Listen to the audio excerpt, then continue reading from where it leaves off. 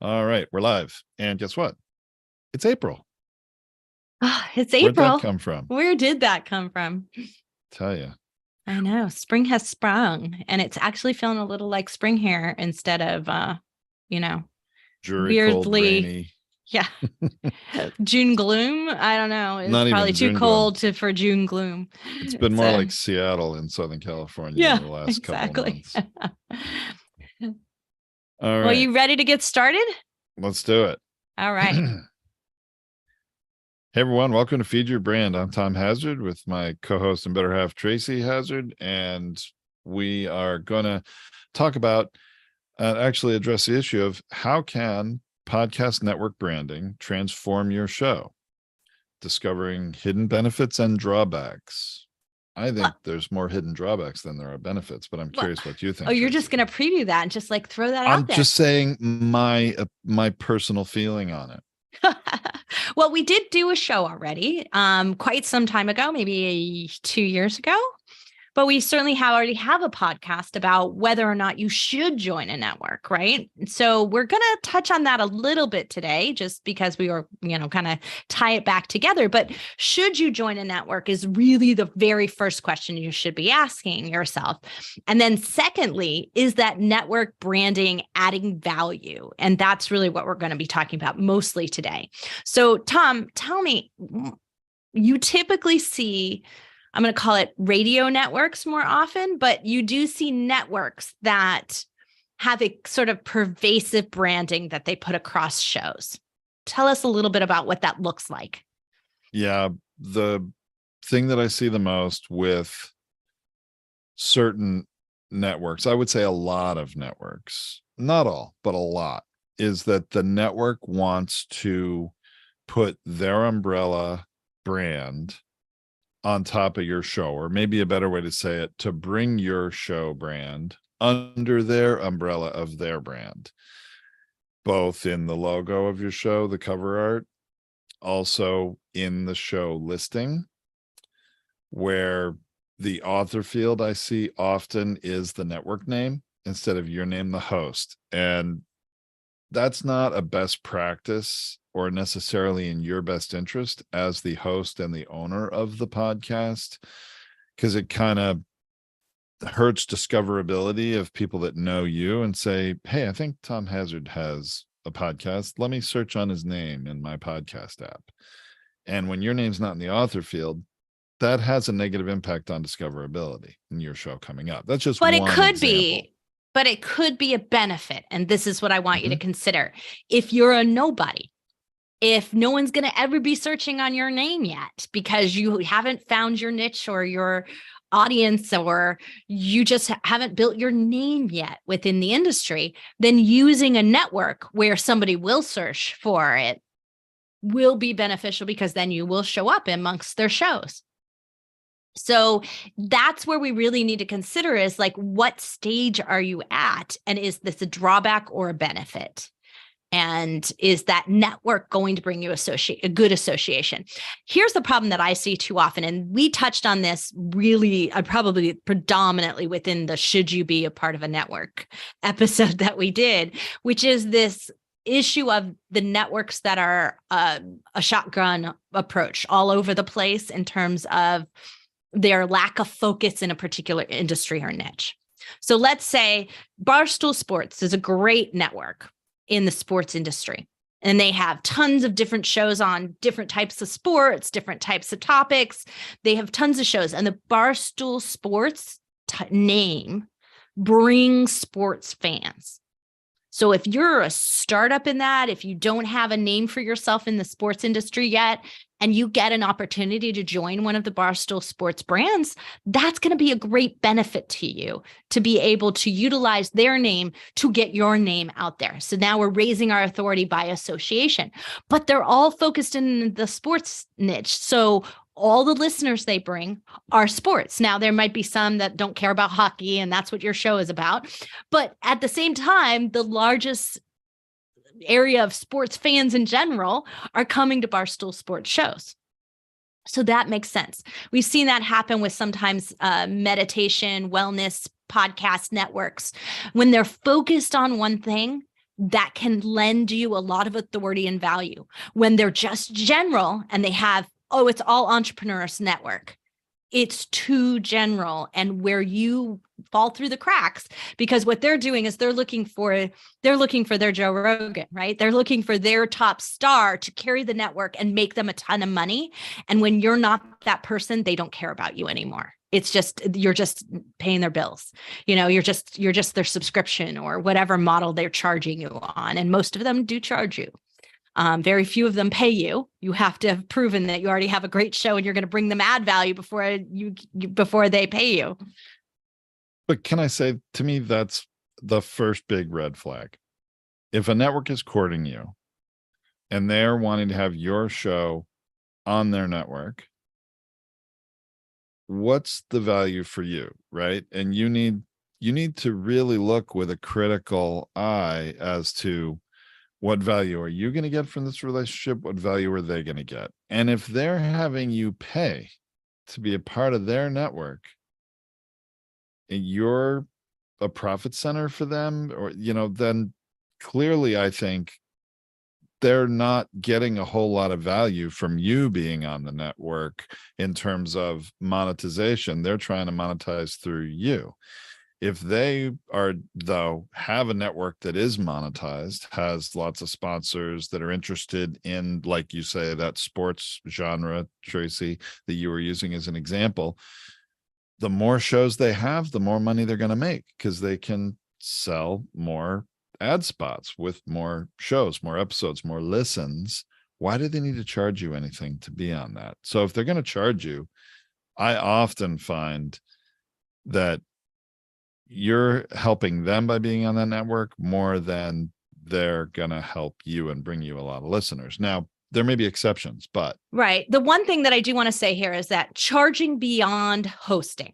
Okay, let's be really clear here. Sure. I have no problem. And I really actually say you should pay for your own hosting, because if you pay for your own hosting, you are in control of your show. When you don't pay for your own hosting, you are not in control of your feed. You are not in control of that show. Somebody else's email address will be entered in there because they're paying the bill for the hosting of your show. So be very careful about that. That is not what I'm talking about. You paying, Tom and I, we're talking about you paying $500, $1,000 a month to be a part of a network or something like that, or a radio show or something like that, where you're paying them for production or you're paying them to be a part of the network.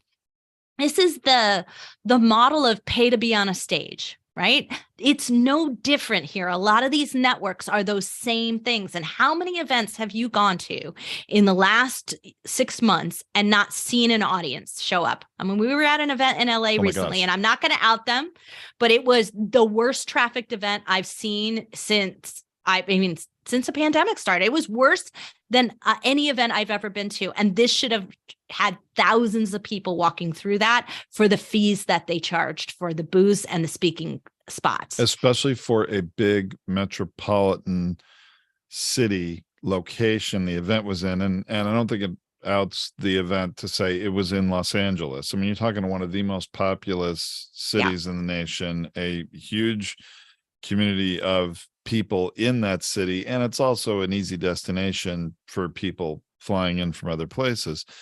And it was sad how low the attendance was. I have not heard of a large event, Tracy. I mean, I'm talking one that should have at least 1,000 people and maybe, many thousands, who has really achieved those kind of numbers post-pandemic. And we're seeing a couple hundred, 300. I mean, low numbers.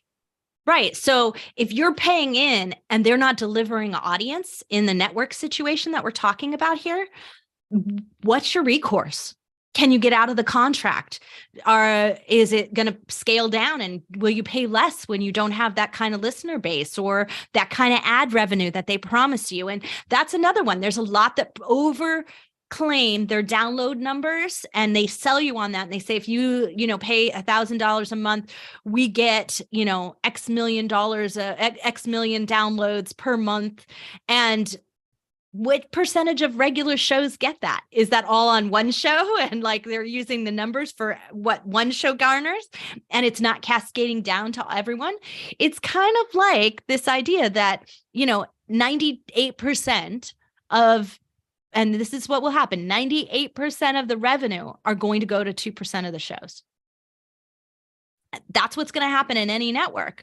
How do you get to be part of that 2% is the big question. And if you were a part of the 2%, they should be paying you, not the other way around, right? Because you're bringing them, because you obviously had a great show to begin with, or you wouldn't be bringing them that kind of listener base. So this is really where that should you be a part of the network is a question, but also the questionable business practices of how they're branding that network makes it's what is some of those red flags that Tom and I were talking about, whether or not there are more benefits or drawbacks to it. And so again, the number one thing I see is if there is a benefit to you to being associated with a network because of its focus, and you require that authority build to get yourself known in an industry or in a niche, then you might consider doing it. There could be greater benefits than there are drawbacks. That being said, double check the contracts for lots of these kind of issues that we were talking about, how you off ramp, how you get out of it.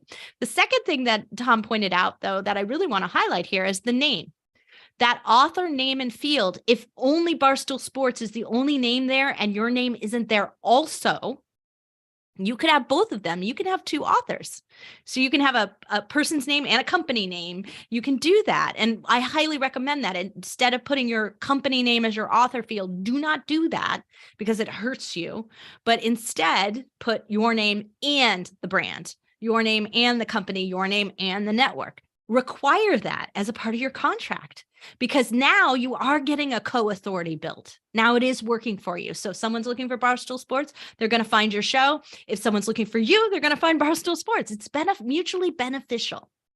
So that was one. It's a key factor. If they don't do that, I worry about whether or not there's more for them in it than for me. Another thing that I would just like to share is just a friendly tip or suggestion to anyone considering adding their podcast to an existing network. That network will make a lot of claims of how many listeners they have, how many podcast downloads their network gets, how many podcasts they have in general. Right. And my strong recommendation on this one is ask the questions. Ask, how many shows are on your network? What are they? If they're not willing to be transparent about that, that's a red flag. If they're not, how many are active? How many are actively publishing new episodes? Every single week. Ask that question.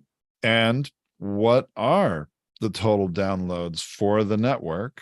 And what's the range? You could ask for the average, but I think it's a little better to ask what's the range? What the show that gets the least plays or downloads on the network gets how many per month, and then the one that gets the most.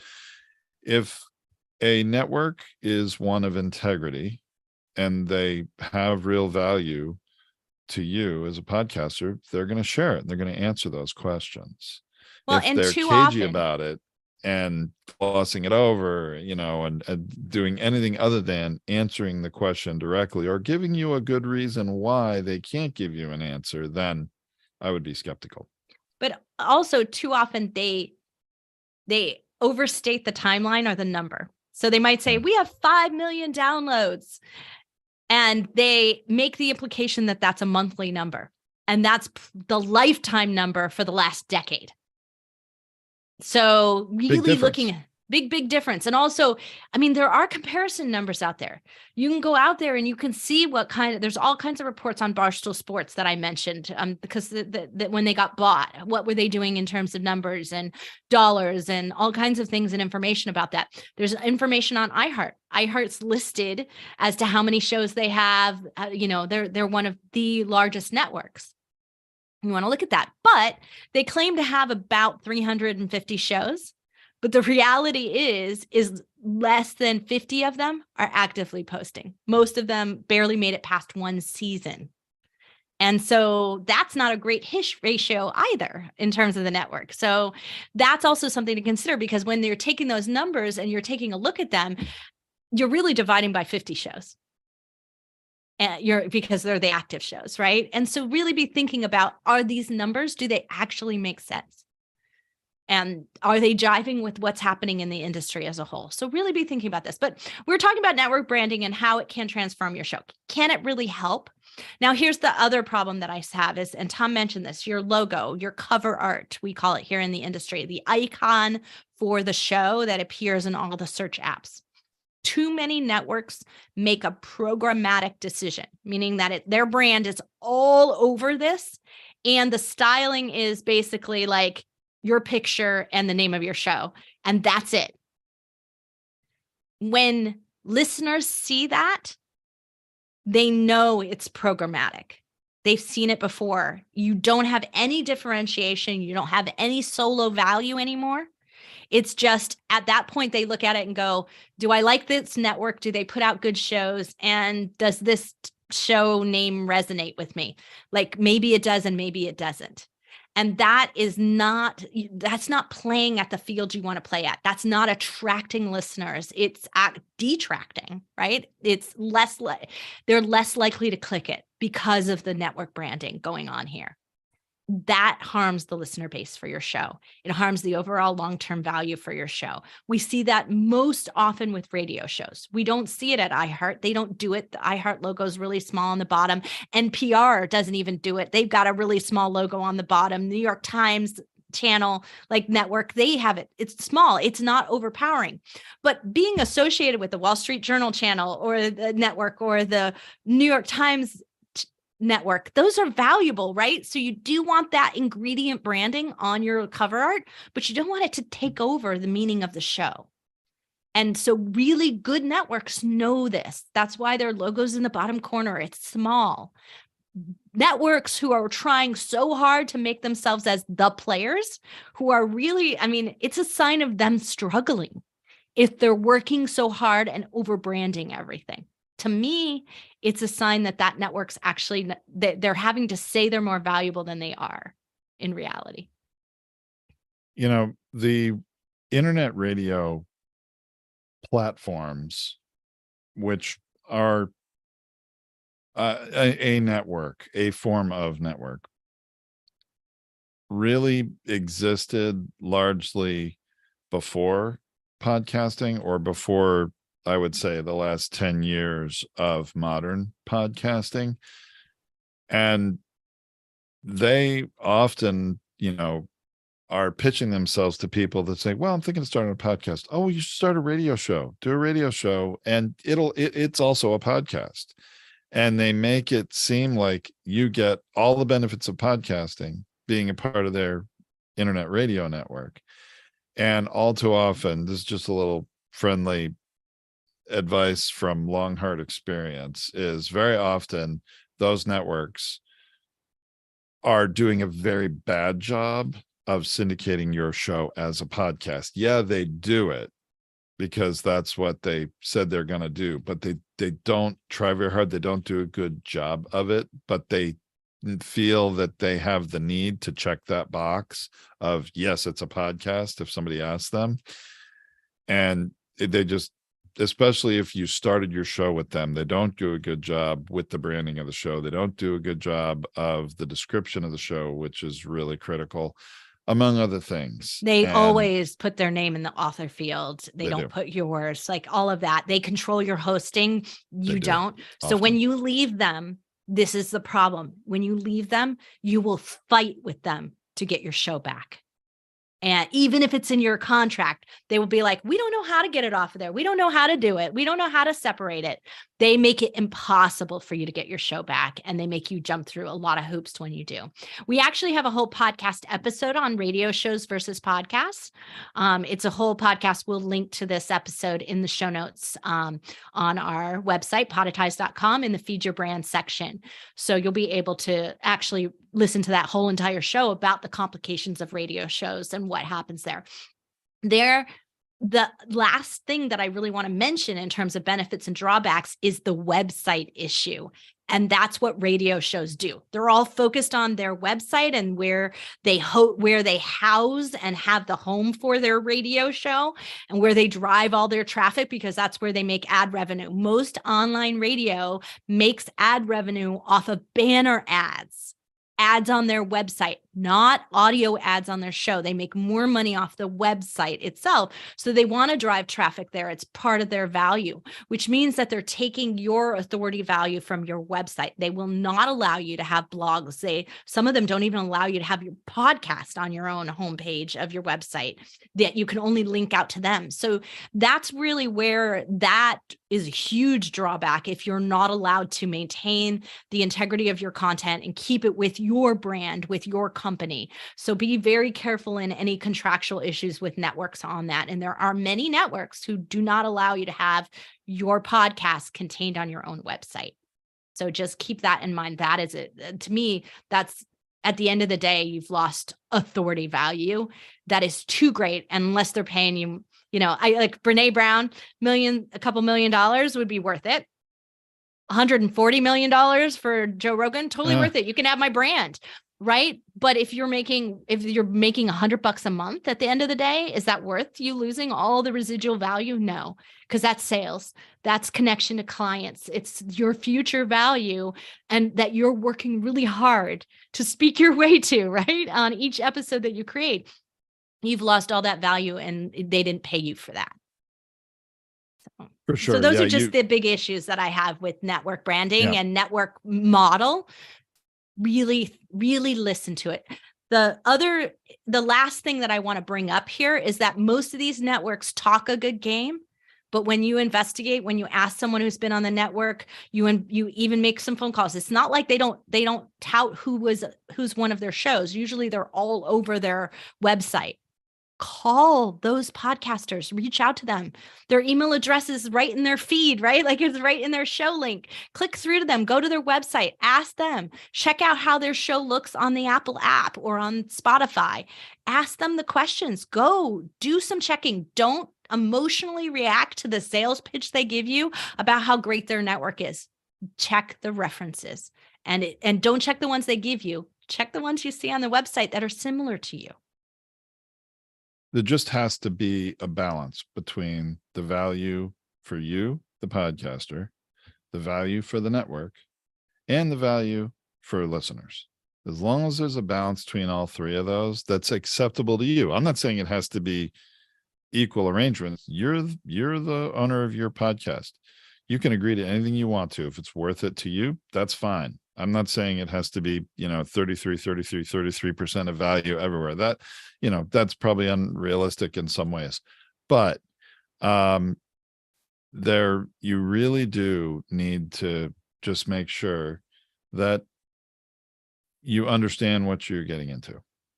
Yeah, you could easily get lost in the network, and we want to really make sure you know what your recourse is, you know what happens. Now, we have networks on Podetize that we already have networks on there, and what we really like, the reason that they came to work with us was the idea that they could create independence for their podcasters to be able to see their show statistics, be able to own their show, be able to stay hosting, and they have control as a network to be able to do ad models and mix and match ads and everything like that. That's why they chose to come with us, because we built our model so that the podcaster can't lose out in the process when the network works on our system.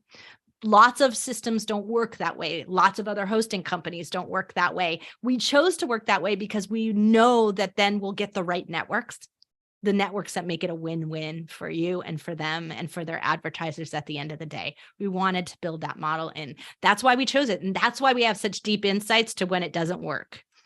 Because when it doesn't work, that's the first thing. When they see our model, they go, "Oh, no, we need to be in control. We don't want them to see our statistics." And that's so we have had it. Biggest red flag when a network doesn't want the podcast owner or host to have visibility to the specific plays of their podcast. It means they're usually trying to make them believe their show's getting more plays, more reach than it really is. Right. They're sharing aggregate, not specific. And so this has happened in two different ways. One where a show then got spun off on its own and they were shocked at their numbers and very upset. And then the network lied to them and told them that, oh, well, your statistics got lost in the process, which we know not to be true. And the historical numbers don't match that, right? And then the second time that happens, it's with producers. So not only do we see that with networks, but we also see that with producers who promise you download numbers, promise you they're going to get you certain types of promotion levels. And when they don't achieve it, they typically, when you complain and you decide you want to go out on your own, they spin your show off, put it in a brand new feed and say, oh, all your statistics were lost when we separated you from it. You're reset at 0. You're reset. And what they did was they harmed you. They actually removed all your listeners by giving you a new feed, everything. They harmed you in that process. And that is just not ethical in Tom's in my mind. It's not something. And if we see that happen with a producer or a network on our platform, we would fire them off of it. So, I mean, obviously, listeners, you're not hearing a lot of really good, rosy success stories about networks from us. And I have to say, I'm sure there are lots of good networks out there that are providing value to the listener, value to the podcaster, and value to themselves. And it's an equitable situation. It's just that we've picked up the pieces of a lot of bad network relationships for podcasters and help them recover their shows, their audience, their authority. We've seen a lot of problems. So that's and look, this is a huge challenge. If you're out there thinking about starting a network, like that one episode I was referring to about networks and about the real ways to be successful as a network was really what our podcast episode was focused on. Go listen to that, because this is a cold start problem.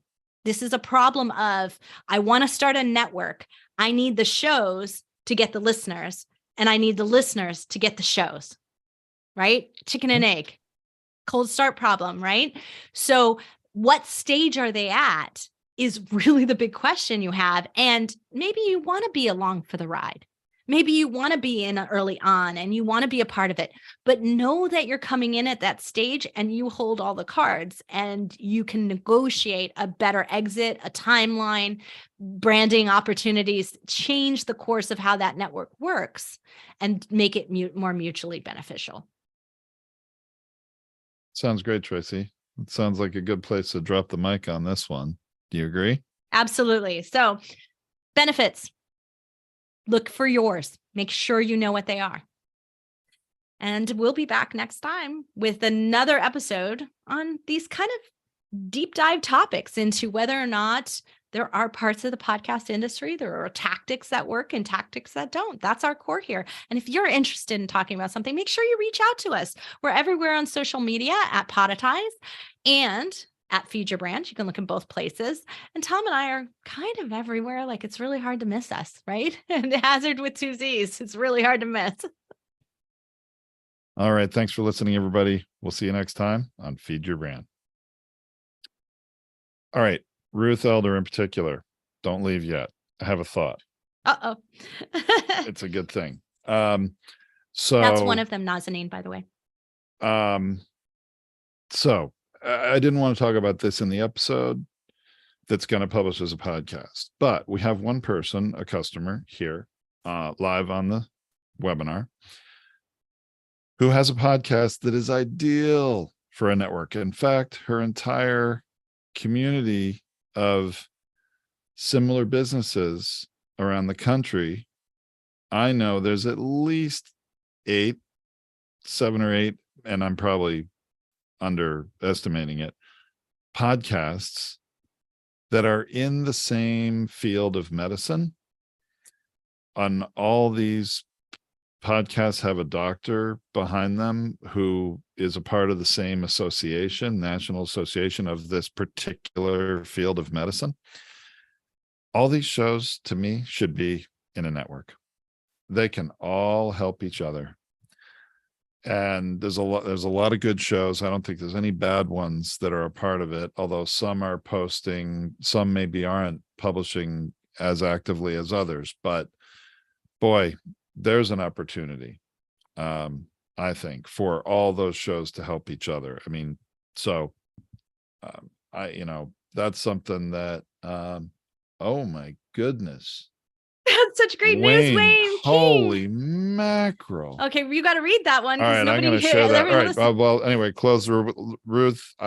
We'd love to support you and all the other Blair chiropractic podcasts out there and coming together as a network. I know the Blair Association has thought about doing their own podcast. Hasn't happened yet.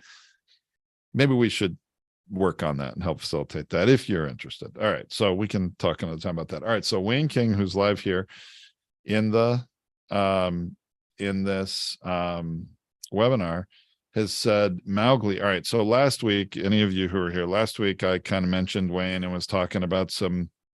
We were talking. I used his podcast because I've known actually Wayne since the early mid '80s, and we are both associated by a unique summer camp, which doesn't do it justice, in New Hampshire, that's existed since 1903. And those of us who went there and graduated from there, and yes, you do graduate from there as a camper, we love the organization, the community. It's a lifelong thing. And he just said, and it's Mowgli is the name of it, which is going to sound familiar if you know Rudyard Kipling's Jungle Book. Mowgli, he says, got a $1 million donation to their endowment as a result of the podcast. I am thrilled. Any of you that have passion project, nonprofit podcasts, and we have several, I don't think anybody live here today that I'm seeing, but we have several. That's huge. So Wayne, congratulations. If you want to share anything more about that, I'm allowed you to talk. If you want to, whoops, who did that right? No, I meant to do that with Wayne. I did it with somebody else by accident. So Wayne, if you want to unmute, feel free. Tell us, is there more to that story? Only that I got a call from the director at Mowgli who said to me that as a direct result of a podcast interview that I did with one member of the alumni, he had made a $1 million commitment to the endowment fund. Wow. So, that's fantastic. I'm thrilled. Thank you for that, Wayne. I'm really happy. And it's really hard to communicate to anybody in this sort of setting what Mowgli does and how wonderful it is. It's a boys only summer camp, and it's really impossible in a nutshell to sort of talk about the impact it has on the lives of the people that attend it. But one of the things that Mowgli is a nonprofit organization, even though people pay a tuition to go there. And by the way, you go all summer. It's not like you go for a week. You go for the whole thing, or you don't go. And it takes a lot of money to put this on, and the tuition doesn't cover it all. And there are people who get scholarships, and so this endowment fund for the whole organization is very important. So I'm thrilled. Thank you for sharing that, Wayne. And you know what I think that this really does point out, and is something really important and valuable, is sometimes there is what I'm going to call retention value in your show, meaning that you're going to stay top of mind with your clients. You're going to stay top of mind with your investors. You're going to stay top of mind with your donors, right? And keeping top of mind and then bringing those things forward means that they will continue to stay clients longer, donate more, donate longer, make a bigger donation than they might have otherwise, because they see you as being really active in the area that they're interested in the area of passion, and in their personal growth, if that's what your podcast is about. So that's a factor that we often overlook in measuring the value of our podcast. So Wayne, congratulations. So glad to hear that that's turning out well for you. And I think Wayne's really, with this podcast, which is called Mowgli Memories, and he interviews alumni and, people, he's interviewed me for it at one point, is really been, I think, a passion project for Wayne. I think he's like doing it on his own. I don't think anyone's paying you, are they, Wayne?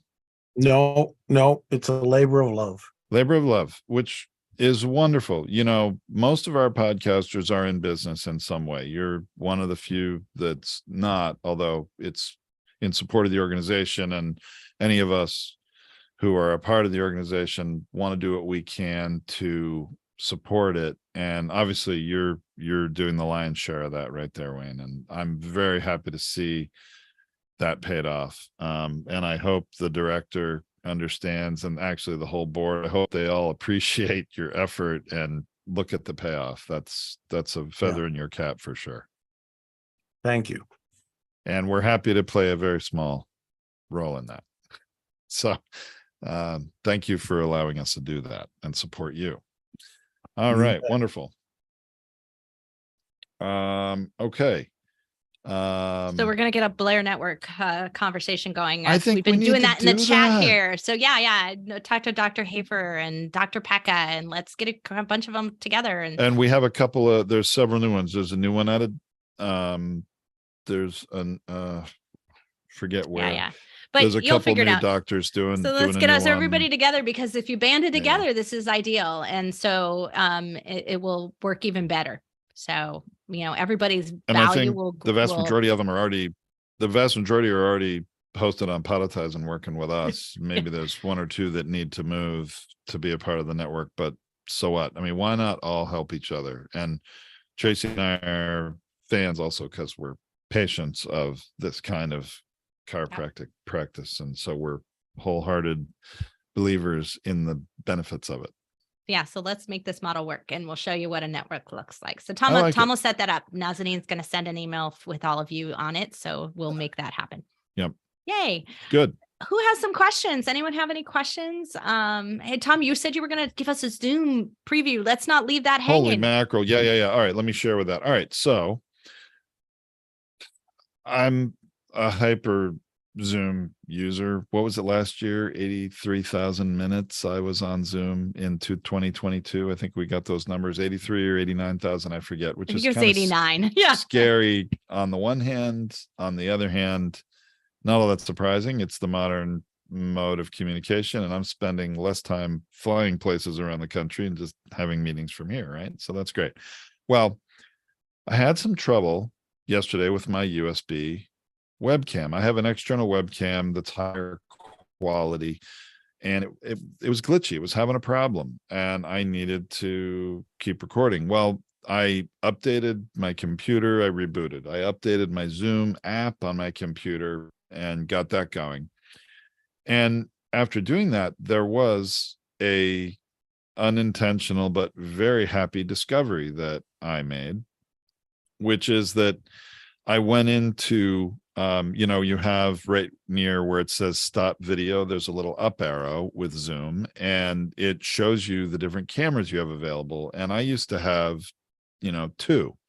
One was the built-in webcam in my laptop, and the other is this USB camera that I have. Well, now a third one popped up.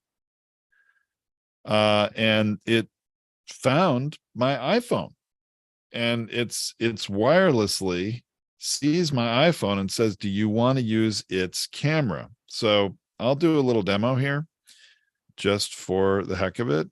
And I am going to change cameras right now, live as we're doing this. Let me turn it around. There I am. That's nauseating. No, I know. I'm going to turn it around. So that's me on the iPhone camera. It's not even using here. I'll show you the other one. So the other camera, what USB camera? Hold on, get it around here. Is this thing, which is on this contraption. So it hangs on my screen and sits in the middle. So when I look at it, I'm looking like in the middle of the screen and my eyes can have contact. But now I'm looking right at the iPhone. And the iPhone camera, video camera, is so much higher quality. So if you are recording video and you want a high quality video to record it through Zoom, you can do that. And it uses your iPhone camera. And by the way, it won't allow a call to come in while I'm doing this right now. So it'll, send it to voicemail. But it's so easy. Plus, you can change your orientation. I have that in the vertical orientation. Now I can change it to the horizontal orientation. Now, if you're using a green screen like I am, you want to make sure you're not off the green screen, but I just wanted to show you this is real. And those of you that want, there we change it again. Those of you that really need a higher quality camera, or if you ever have something going wrong with your camera, this is now very doable. And honestly, I don't even know, haven't even researched the technology. It's literally been 24 hours since I learned this, tried it, and discovered it. I'm going to switch back to the other camera now. But So do you have to be signed in to both?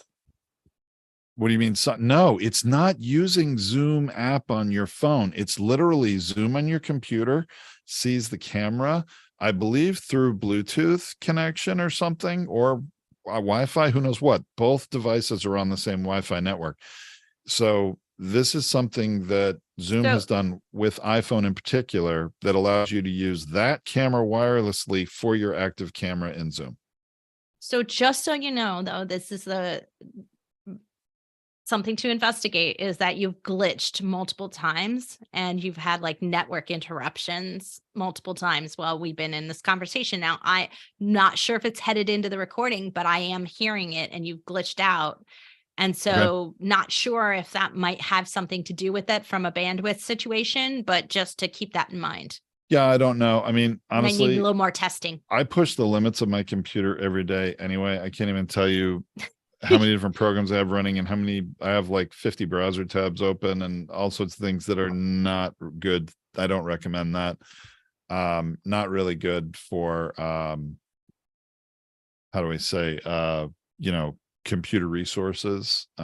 So if you restart your computer and don't have all those things open, it might be a little better. But no, this using your phone camera, I mean, I assume it's only an iPhone thing, but I'm sure Zoom is probably trying to do it with Samsung phones too.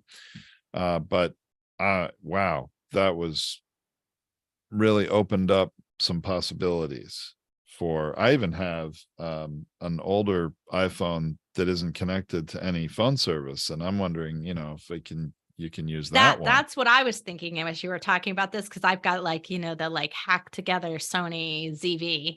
Yeah. And like maybe just using an iPhone would be better than that, and one that's not on, could I plug it in and, have it not even using Bluetooth?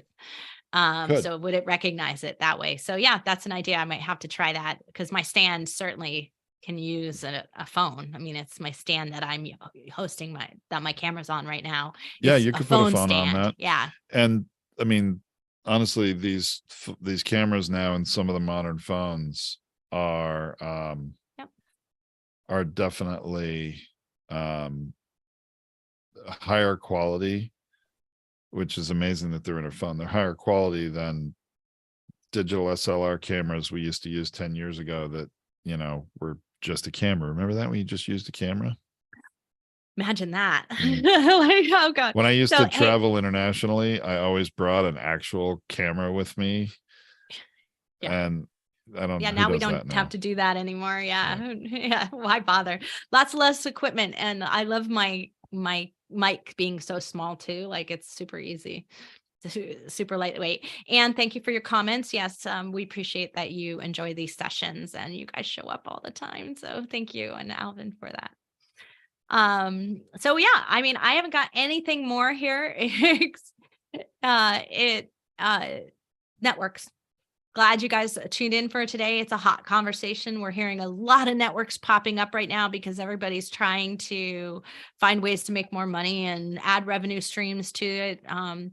The only last thing that I do want to mention to anyone who's listening to this is that when you have not just a radio company that Tom mentioned earlier, like a radio that is also saying we have podcasts, when you have a streaming, like a streaming TV channels or streaming, I can't speak today, streaming TV network, and they say, oh, and we syndicate as podcasts too, question that, because most often they don't know what they're doing. And so make sure you double check that. So. Okay. Okay, that's all I got. Yeah, just be a team streaming TV and radio. Take a look at them both from that perspective and really scrutinize them. Thanks, Kevin. Yeah. Yeah. Hey, Kevin. Thank you for joining. And let's see. I don't have anything else. What's on tap for next week? It's a good question. We should already have it on the calendar. Well, I know. I mean, we plan these things, Yeah. and I know we have a deep how to schedule. get your. This is great. How to get your listeners off the podcast and onto your list. I know this is going to be a hot topic. That's going to be a lot fun. of you are list building right now, and it's an essential part of it, especially when you have listeners that are passively listening. How do you entice them? How do you get them off that list? And how do you get them off the podcast and onto the list? This is something really, really important. So we'll cover that next week. Onto the list, or even just to engage with you in some way, right? Yeah. We got to get them off that listening app and get them off that listening app and taking action. Yes. That's it. Yeah. Key to everything, taking action. So, okay, everyone. Well, thanks so much for being here. We appreciate you, and we'll be back next week. So we'll see you then. Until then, have a great one, everyone.